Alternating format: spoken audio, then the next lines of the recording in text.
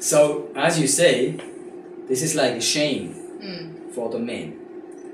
And it's also painful. So if you have sexual intercourse and you cannot do it, then you have back pain and other issues which you might not know, but I know what I'm talking about. So if you just give them pine pollen, this will give a life force and people are functioning again. Mm-hmm. So 5, you were right, 5 magic products can cure almost any problem down there.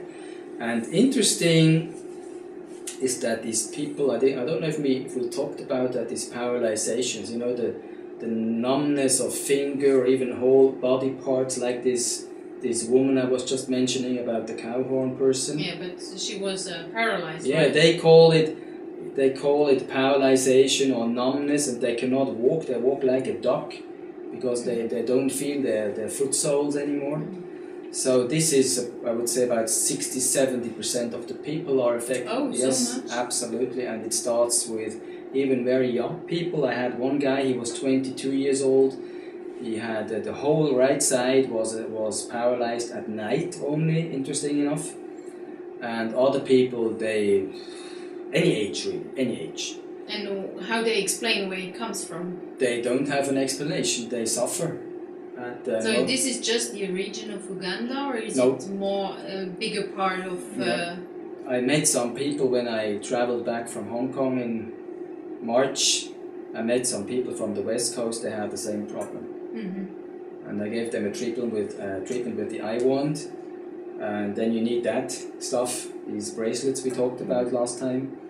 And then within 1-2 days, even sometimes after 10 minutes, it's gone.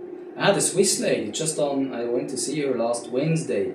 She had fingertips like ice. Like cold? Like ice, so cold. How old was she? She was 65. 65. After 1 week of taking pine pollen, she was touching me very, very hot, warm. And the pine pollen is anyway a miracle substance. 2 people, I saw one guy, he got rid of these varicose veins. How do you call that in English? Krampfaden. Varicose veins, something like this. This ugly. Very ugly. And sometimes very painful even. Yeah? And within 1 week, disappeared. It was gone. Yeah. So with these kind of stuff, tourmaline powder for Africa, so 6, magic 6. Okay, so this pine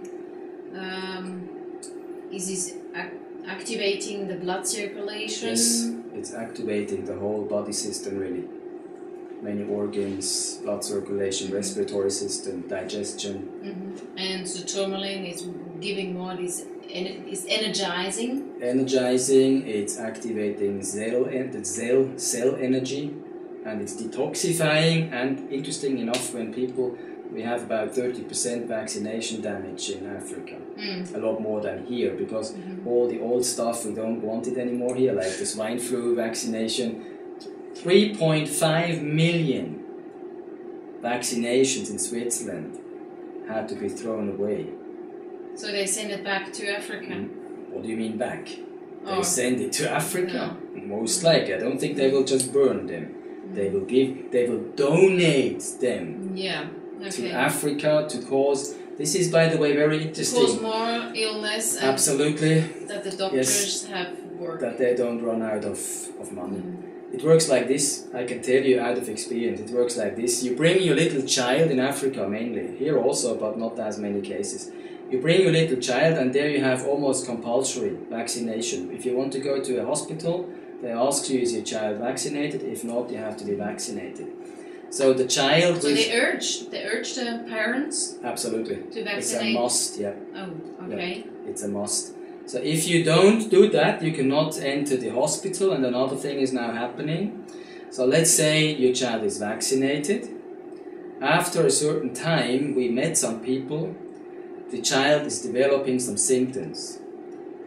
Sometimes you can bring them in direct correlation with the vaccination, but unfortunately these symptoms happen years after you have been vaccinated. So you have no correlation, you don't very have difficult, the view. Exactly, very difficult to find out. The pendulum will tell me, but for the people, it's very difficult to find out, and nobody would take responsibility anyway.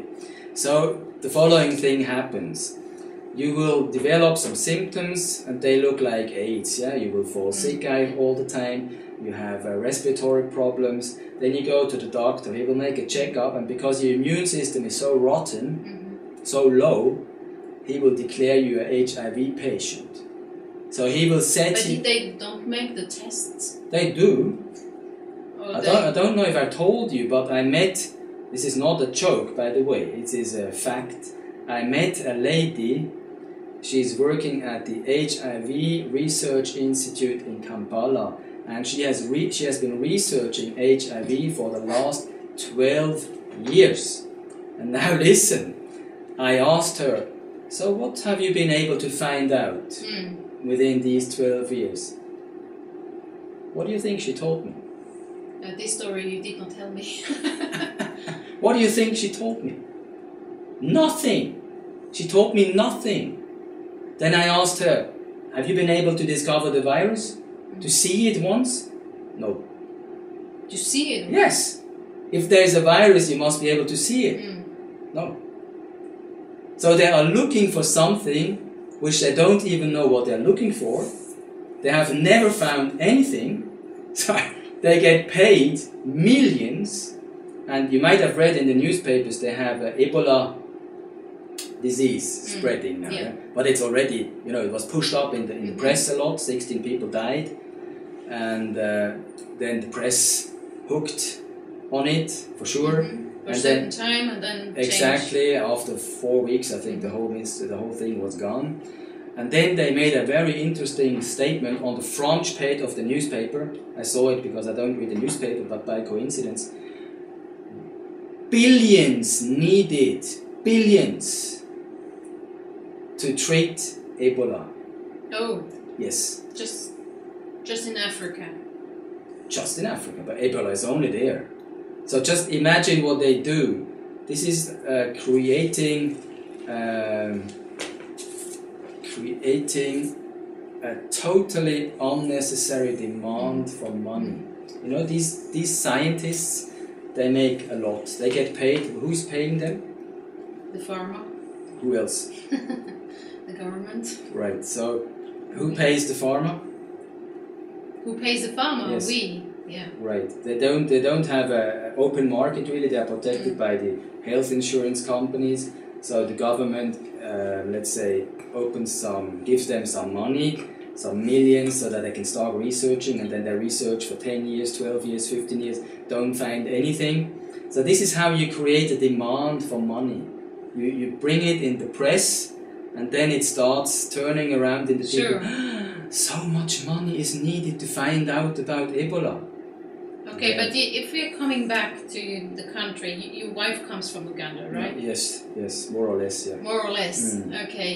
And you decided to live there, so there is a certain quality of living that attracts you there. Absolutely. That keeps you, that decides you to leave, because Switzerland is also quite beautiful. Not talking about the politicians, but it's also very beautiful and safe. But you decided to go with your family to Uganda. So what are the qualities of Uganda? Okay, first of all, look, I talked to the lady who got rid of these, I was just talking about the lady with the fingertips, yeah, the fingertips. Yeah. And her niece, she's 8 years old, and she's going to school, because you have to go to school. And teachers have nothing else to do than press this little girl so hard that she's already with 8 years under such severe pressure that she might fall sick in the long term. They tell her you don't read properly, so she's going to need eventually... But you're talking now about the Swiss family, right? Yes, I'm trying to explain why in a way I escaped. Well, I tried to escape this system, because this system is not only destroying my life, it's also destroying my children's life. And when I remember, I mean, my brother is a good witness, I was very good in the first 5 years, and then I was very bad at school. So when I look at my life, school is just useless. Absolutely useless. If I just look back and